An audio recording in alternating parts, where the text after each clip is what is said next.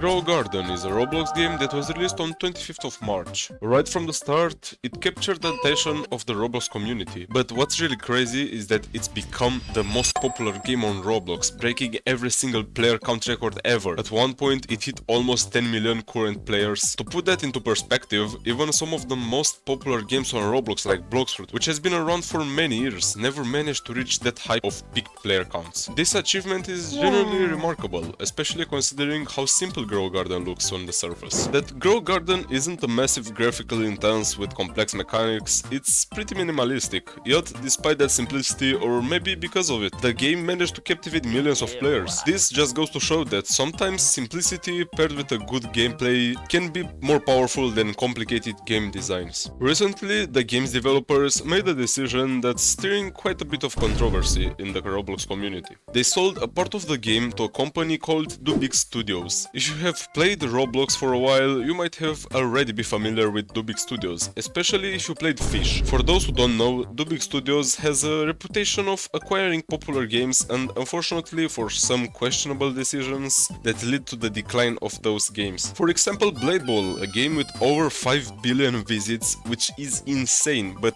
despite those billion of visits, the game now averages only about 20,000 active players at a time. That's a massive drop compared to its peak. And Fish, it was once the top player-wise game on Roblox, at some point holding the #1 spot. But now it struggles to hit 50,000 active players, and that's mainly only during special events. When there are no events, the player count dips even lower. Dubik Studios also owns a Dusty Trip, another game that's seen a similar decline under their management. So it's understandable that many players are worried about what Dubik Studios might do to Grow Garden. It's important to clarify something here. Dubik Studios only owns 20% of Grow Garden, so they don't have full control over the game, just a significant stake. This means while Dubik Studios has influence, the original developers still hold majority control. This is good news for players who fear the game might immediately turn into a pay-to-win cash grab. At least for now, there is still hope that the original version of the game will be maintained. But even with 20%, Dubik's reputation has people concerned about what changes might be coming. To understand the concern, we need to look back at what happened to Fish after Dubik Studios got involved. In the last months of Fish peak,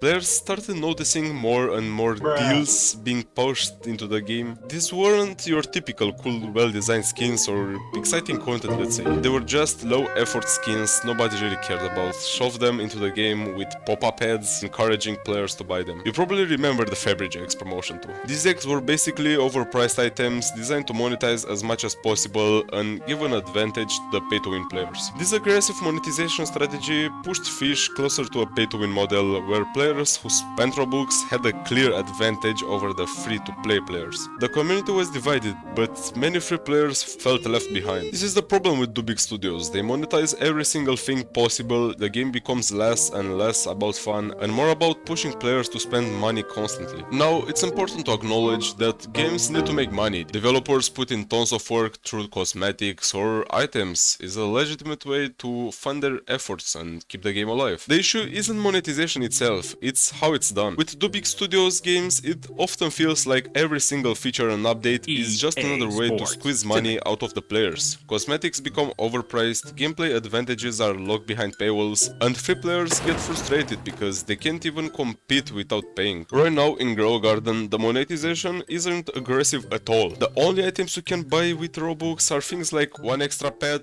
or one extra egg slot, seed packs and eggs. These packs are very expensive, but the devs made sure you can get plenty of these items by just playing the game for free. This is a huge positive because it shows the original developers care about their game, keeping it fair and accessible for free players. So please don't hate the devs, they are just doing something really rare in Roblox games by trying to avoid pay-to-win system. The fact that you can earn eggs and packs by simply playing is a great sign. There is also Grow All button in the game, which lets you grow all the crops at once, but honestly, I have never seen anyone actually use it. Maybe it's just me. The last update, called Cosmetics Update, is also worth mentioning. It's 100% free, you can't even spend Robux on anything related to this update, maybe only on restock button, but that's it. It's an awesome update, and even though some players have criticized it, I think it adds a lot of charm and personalization to the game. But let's also talk about the positives and dive more into why the game is so popular and at the moment one of my favorite games on Roblox. With its simple style, you might believe that it's just a low effort game, but you couldn't be further from the truth. This game just makes you play it for hours and hours on end without even realizing it. A big factor is stock refreshing every 5 minutes, which keeps the momentum going. Everybody teleporting to the NPC with the hope of getting some divine fruits. And the dopamine you get when you manage to find one of these is crazy,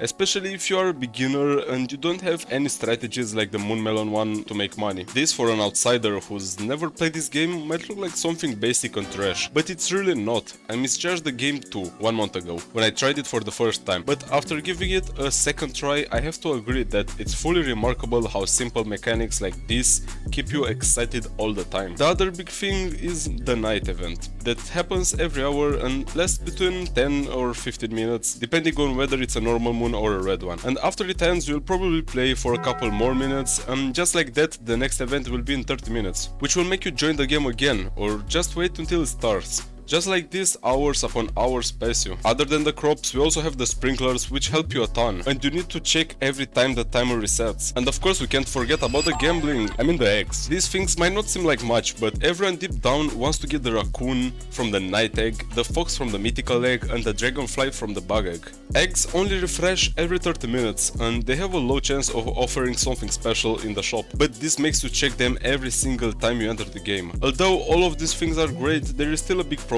I want to cover in this video: scammers. I have never ever managed to get a trade in this game because every single person is a scammer. I understand there are many middlemen who basically take a profit from the trades, and that's why they haven't added a trading system, but I honestly think it would have been way better if you had one. With the game having millions of players, it's inevitable that scammers are going to be the majority, so if any devs are hearing this, maybe you would consider this video. The game is still pretty new and the economy feels a little strange. Some players have trillions and others can't even afford basic cards. This is expected with any game in its early days. Balancing the economy takes time, and the devs are likely still tweaking things. The big question now is, will Grow Garden follow the path of Bloxfruits or Fish? Bloxfruits has managed to consistently pull hundreds of thousands of players year-round without any major drops despite being out for years. Fish, on the other hand, has been steadily losing players and fading into obscurity after Dubik Studios took control. Only time will tell if this game will be the next Bloxfruits or it will just fall into the same trap as Fish. If you're watching this, thanks a lot. Very few do, and out of appreciation for you guys, I'm doing giveaways like I used to do with Fish in my Discord server, and we are giving away billions of shekels every single day. Soon we are gonna give away 10 billion shekels in one single day, and when I'm gonna hit 50,000 subscribers, which is hopefully very soon, something even crazier than that. So if you want to participate, click the link in the description down below. I'm gonna leave my Discord server and you will have a chance of winning billions of shekels.